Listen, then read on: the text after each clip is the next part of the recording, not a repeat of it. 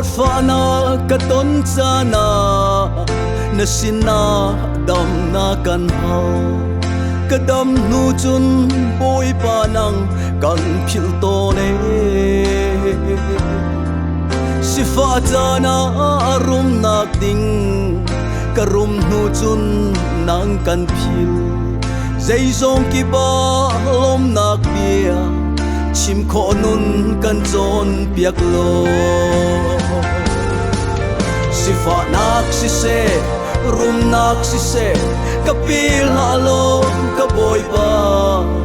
ka zai a hermi rolin ka zom kau zai cha tia ka ngei di a chun boy pa nang kan lo sualai Solomon siang frang ban tugin ni farol kan be kau so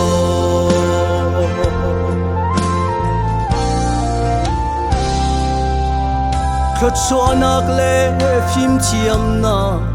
kan hali kam pu nu chun pe tu boy pa nang kan phili kan kalta kan ngei lâu cha na kan ho kan ngei nu chun nang kan phil zai zong ki ba lom nak bia chim kho nun kan chon biak lo sifa nak si se rum nak si se kapil halo ka boy ba ka zai a hermi rolin ka zom go zai cha tia ka ngei di a chun boy pa nang kan ho sualai Solomon siang krang ban tugin ni farol kan be kau so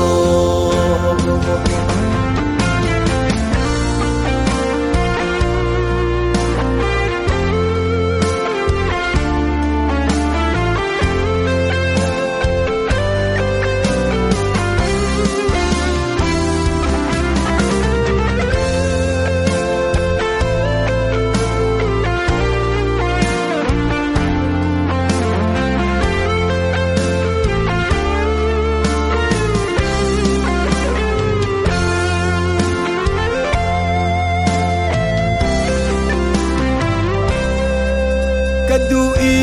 ka hal ton mi chu phim chiam na rum nak na le lei nom nak le min than nak na hi an si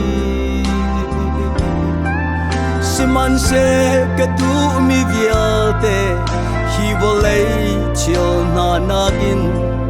gai ka cha a her big me chu boy pa biata long si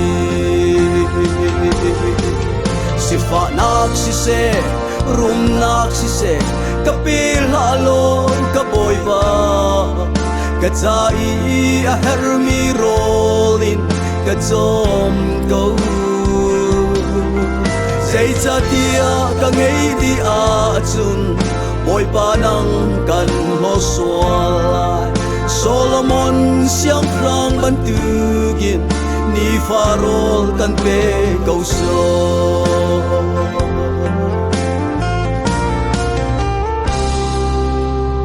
boy pa telo rum nak le